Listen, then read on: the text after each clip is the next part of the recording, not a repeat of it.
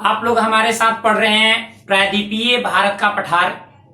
आज पिछले वीडियो में हमने प्रायद्वीपीय भारत के पठार की विशेषताओं के बारे में मैंने बात किया था। आज की इस वीडियो में हम लोग बात करेंगे जो प्रायद्वीपीय भारत के पठार के जो भौतिक प्रदेश है उसको अलग अलग करके एक एक चीज को देखेंगे। पहले आप लोग हेडिंग डालिए अरावली श्रेणी। अरावली श्रेणी,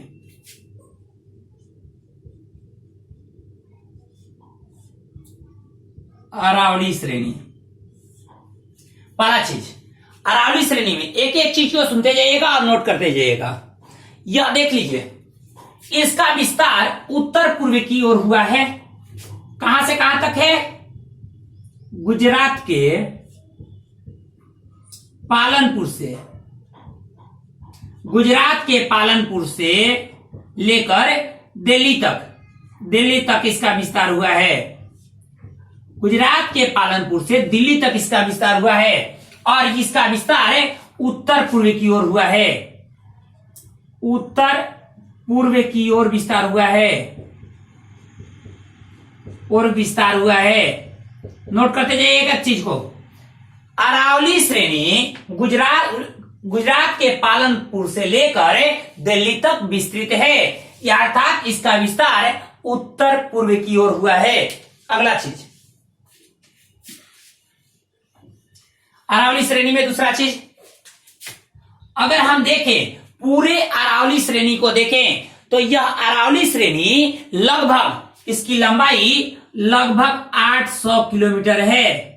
यानी गुजरात के पालनपुर से लेकर दिल्ली तक इसकी लंबाई, कुल लंबाई लगभग 800 किलोमीटर है।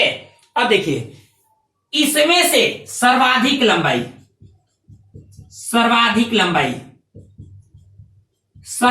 जो लंबाई है अरावली श्रेणी का वो राजस्थान में है।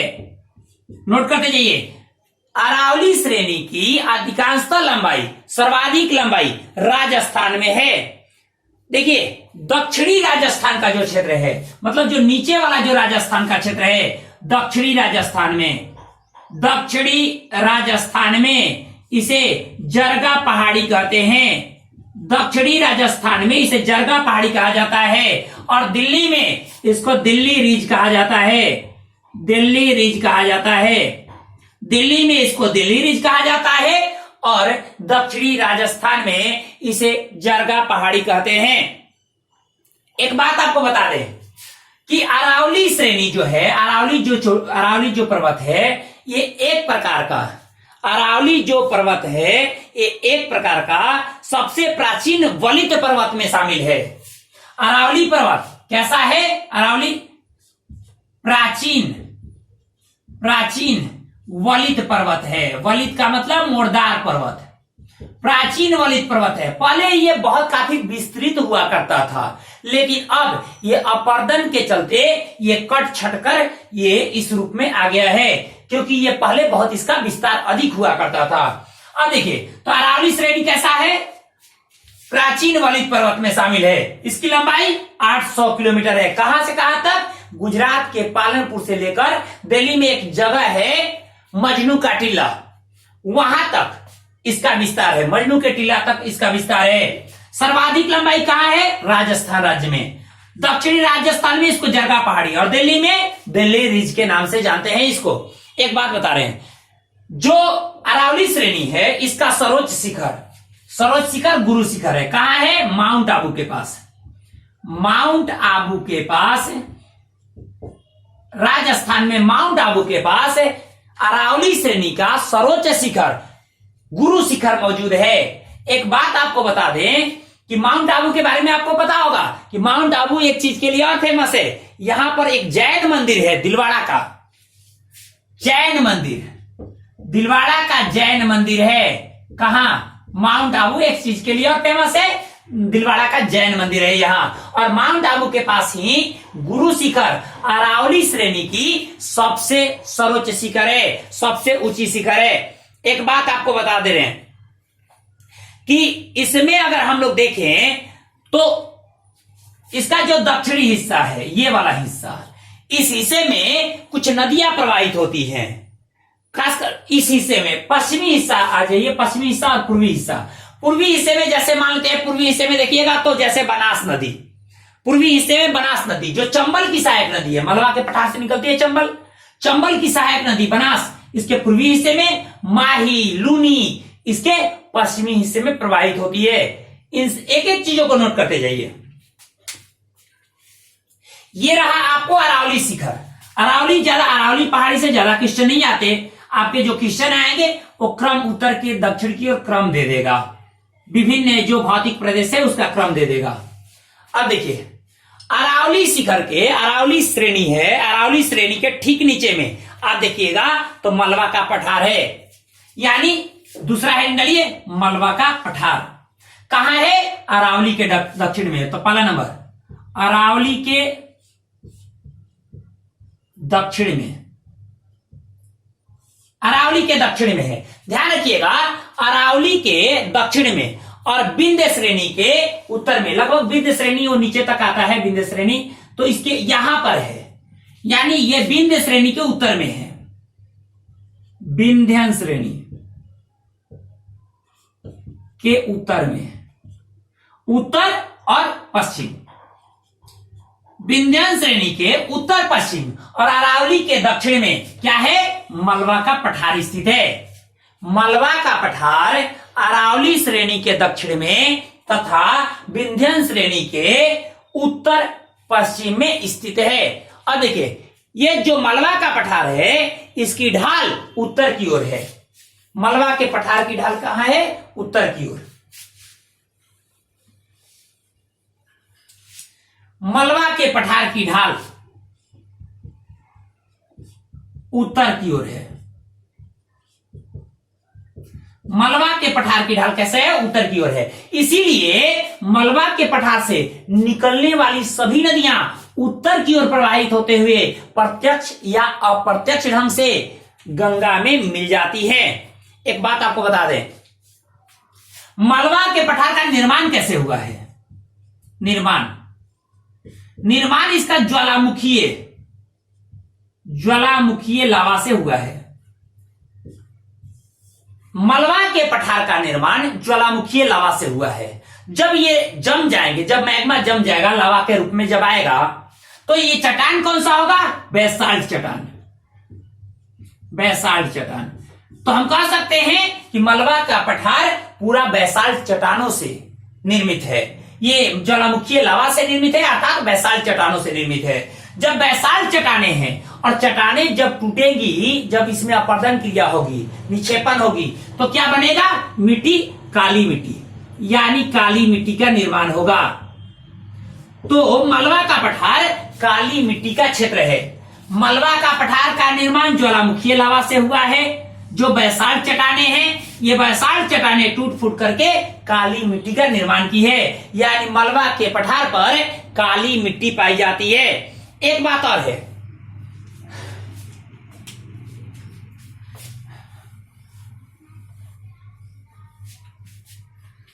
मलबा के पठार से कई सारी नदियां निकलती है, जैसे चंबल,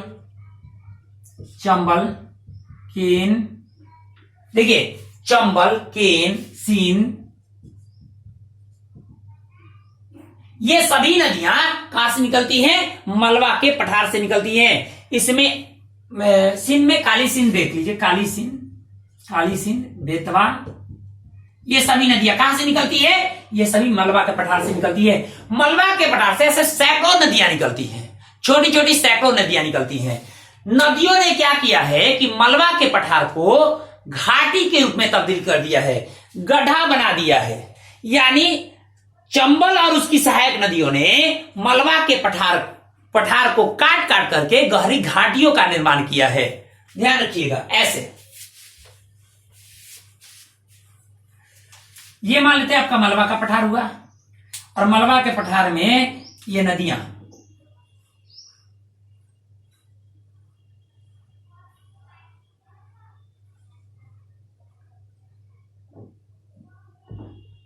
ये गहरी गहरी, अब जो नदियां प्रवाहित हो रही हैं, जो भी नदियां प्रवाहित हो रही हैं, ये सारी नदियां क्या की हैं? छोटी बड़ी जो भी नदियां, ये अपनी घाटियों का निर्माण कर दी हैं। अधिकांशतः नदियां विलुप्त भी हो चुकी हैं। तो ऐसी स्थिति में गहरी गहरी घाटियां बन गई हैं। ठीक है, गहरी चौड़ी घाटियां बन गई है, यानी पूरा मलबा का पठार कैसा हो गया, उबड़ खाबड़। जब जरा सोचिए, मान लेते हैं ये चारों, ये अगर मान लेते हैं गहरी घाटियां बन गई, ये गहरी घाटियां बन गई, ये गहरी घाटियां बन गई, तो क्या भूमि उबड़ खाबड़ हो जाएगा। तो मलबा के पठार को चंबल तथा उसकी सहायक नदियों ने मलबा के पठार को गहरी गहरी घाटियों में बदल दिया है, इसलिए मलबा का पूरा पठार उबड़ खाबड़ हो गया है। आप सुने होंगे, जैसे चंबल के डाकू के बारे में आप सुनते होंगे, तो क्या डाकू वहां रहते थे, अगर मान लेते पहले रहते होंगे, तो पहले अगर आते तो क्या वहां स्थिति थी, क्योंकि उनको छुपने के लिए जगह था, क्योंकि ये घाटियां हैं तो घाटियों में वो बैठकर छुप सकते हैं। अब आप ऊपर से देख रहे हैं तो घाटियों के किनारे अगर छुपे हुए हैं तो आप नहीं देख पाएंगे ना उनको, क्योंकि भूमि कैसा है, उबड़ खाबड़ है। समझ रहे हैं ना। तो ये जो स्थिति बनी हुई है, अब तो ऐसा स्थिति नहीं है इस क्षेत्रों में, लेकिन पहले ऐसा होता था, तो इसीलिए ये उबड़ खाबड़ भूमि हो गया है। यानी मलबा के पठार को चंबल तथा उसकी सहायक नदियों ने काट करके उबड़ खाबड़ घाटियों के रूप में बदल दिया है, गहरी नालियों के रूप में बदल दिया है। और ऐसे क्षेत्र को जो अत्यधिक उबड़ खाबड़ है, ऐसे क्षेत्र को हम कहते हैं उत्खात भूमि, या इसको बीहड़ भूमि भी कहते हैं, बीहड़ भूमि। ध्यान रखिएगा, इसको उत्खात यानी अत्यधिक उबड़ खाबड़ भूमि को, जैसे चंबल और उसकी सहायक नदियों ने मलबा के पठार को अत्यधिक उबड़ खाबड़ बना दिया है, तो वैसे उबड़ खाबड़ भूमि को उत्खात भूमि या बीहड़ भूमि के नाम से जानते हैं। और देखिए, इन नदियों ने क्यों घाटियों का निर्माण किया, अपर्दन की क्रिया के द्वारा। अपर्दन क्रिया से इन नदियों ने ऐसी भूमि का निर्माण किया। तो ऐसे अपर्दन को हम अवनालिका या नाली, अवनालिका या नाली अपर्दन कहते हैं। इसको हम खड अपर्दन भी कहते हैं, खड अपर्दन,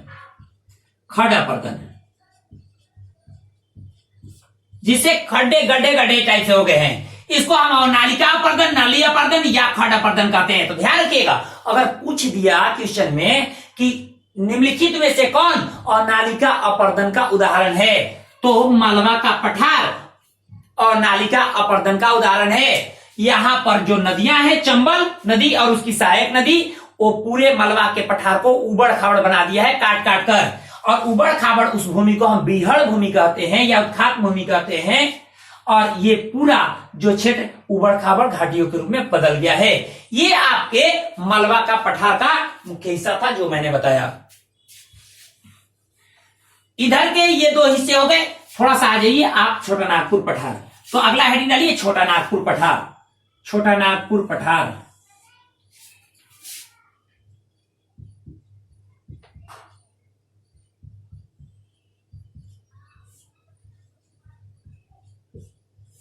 छोटा नागपुर पठार। अब देखिए छोटा नागपुर पठार को पहला नंबर, ये झारखंड और पश्चिम बंगाल राज्य में विस्तृत है। झारखंड और पश्चिम बंगाल राज्य में विस्तृत है। पश्चिम बंगाल के कुछ हिस्से में, झारखंड के हिस्से में ये विस्तृत है छोटा नागपुर का पठार। छोटा नागपुर पठार झारखंड और पश्चिम बंगाल राज्य में विस्तृत है मुख्य रूप से। अब देखिए ये जो हिस्से हैं, ये कहा जाता है छोटा नागपुर पठार को, यहाँ खनिज संपदा बहुत अधिक है। खनिज संपदा का भंडार है ये, खनिज संपदा का ये भंडार है, खनिज संपदा का भंडार है। इसीलिए ये भारत का रूर प्रदेश कहा जाता है। यानी छोटा नागपुर पठार को भारत का रूर प्रदेश कहा जाता है। अब रूर प्रदेश क्या है, तो देखिए जर्मनी में दो नदियां हैं, रूर और राइन। दो नदियां हैं, रूर और राइन। रूर और राइन ये दोनों नदियों का बीच का जो भूमि है, ये रूर हुआ, ये राइन हुआ, बीच का भूमि है, उसको रूर प्रदेश कहते हैं। जर्मनी में रूर और राइन के मध्य के जो भूमि है, मध्य का जो प्रदेश है, उसको रूर प्रदेश कहा जाता है। और यहाँ कोयला, लोहा, विभिन्न प्रकार के खनिजों का उत्पादन यहाँ किया जाता है।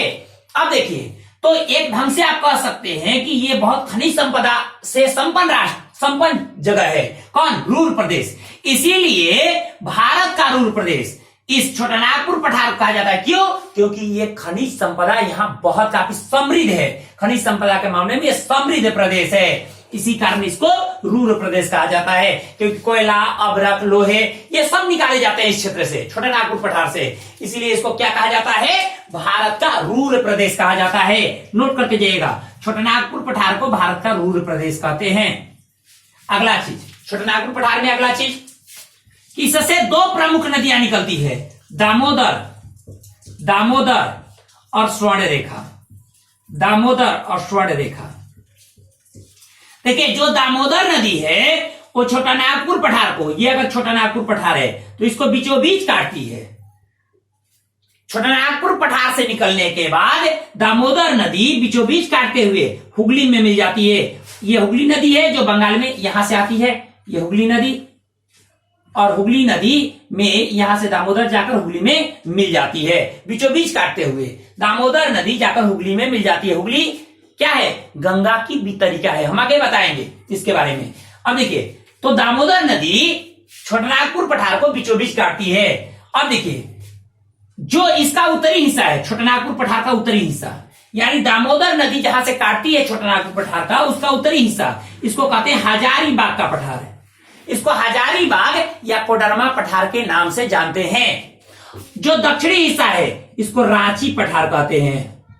छोटानागपुर पठार का जो दक्षिणी हिस्सा है उसको रांची पठार कहते हैं, जबकि उत्तरी हिस्से को हजारीबाग पठार या कोडरमा पठार के नाम से जाना जाता है। इसको नोट कर लीजिए। अब देखिए, अब रांची पठार को देखिएगा, रांची पठार को, तो रांची पठार ऐसा पठार है जहां पर कोई भी चट्टानी किले नहीं है। रांची पठार एक ऐसा पठार है जहां कोई भी चट्टानी किले नहीं है। इसीलिए रांची पठार को हम संप्राय मैदान कहते हैं। संप्राय मैदान। अगर आपसे पूछ दिया जाए कि निम्नलिखित में से कौन संप्राय मैदान का उदाहरण है, तो रांची का पठार। यह समतल पठार है, यहां कोई भी चट्टानी किले मौजूद नहीं है, ध्यान रखिएगा। कहां है रांची का पठार? तो ये आपको नदी है दामोदर, दामोदर के दक्षिण में है रांची का पठार। दामोदर के उत्तर में क्या है? हजारीबाग का पठार, ध्यान रखिए, या कोडरमा का पठार। रांची का पठार कैसा उदाहरण है? संप्राय मैदान का। संप्राय मैदान क्या होता है? वैसा पठार या वैसा मैदान जहां कोई भी चट्टानी किले मौजूद नहीं हो, वैसा पठार जहां कोई भी चट्टानी किले मौजूद नहीं हो, उसको हम क्या कहते हैं? संप्राय मैदान। तो रांची का पठार संप्राय मैदान का उदाहरण है।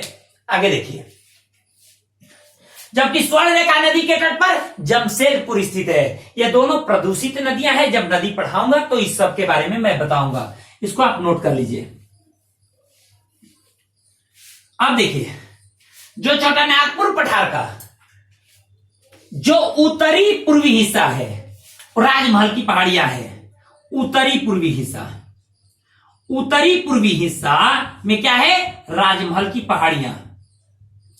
राजमहल की पहाड़ियां। अब ये राजमहल की जो पहाड़ियां हैं कहां है? झारखंड और पश्चिम बंगाल। इसका विस्तार उत्तर पूर्व की ओर कहां तक हो गया है? शिलांग के पठार तक। राजमहल की पहाड़ियों का विस्तार कहां तक हो गया है? उत्तर पूर्व में शिलांग के पठार तक। ये मेघालय या शिलांग का पठार कहिए, ये जिसको मेघालय या शिलांग का पठार कहते हैं, यहां तक इसका विस्तार हो गया है। अब देखिए, अगर आपको पूछा जाए कि शिलांग का पठार के बारे में, तो शिलांग का पठार कोई स्वतंत्र पठार न होकर यह राजमहल की पहाड़ियों का ही विस्तृत रूप है, या प्रायद्वीपीय भारत के पठार का ही विस्तृत रूप है। अगर आपको पूछा जाए शिलांग पठार के बारे में, तो शिलांग पठार में नोट कीजिएगा कि शिलांग का पठार कोई स्वतंत्र पठार न होकर राजमहल की पहाड़ियों का ही उत्तर पूर्वी दिशा की ओर विस्तार है, यानी प्रायद्वीपीय पठार का ही हिस्सा है ये। एक चीज और कि इसमें क्या है शिलांग पठार में, कि शिलांग पठार में स्थिति क्या है कि यह राजमहल की, इसमें 3 पहाड़ियां हैं, गारो, खासी और जयंतिया। गारो ये हिस्सा हो गया, खासी ये, और ये मतलब आपको पश्चिमी हिस्सा गारो पहाड़ी, बीच का हिस्सा खासी पहाड़ी और जयंतिया आपको पूर्वी हिस्सा हो गया। आपको एक चीज बता दें कि इस गारो पहाड़ी पर नोमरेक चोटी, नोमरेक सबसे ऊंची चोटी है। नोमरेक, गारो पहाड़ी पर स्थित नोमरेक शिलांग के पठार की सबसे ऊंची चोटी है।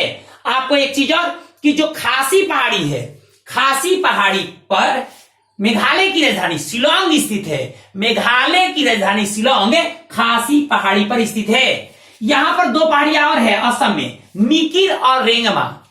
तो शिलांग के पठार के दो पहाड़ियां और हैं। कौन कौन? मिकिर और रेंगमा। ये कहां है? असम में है। देखिए अभी तक हम लोग क्या क्या देखे?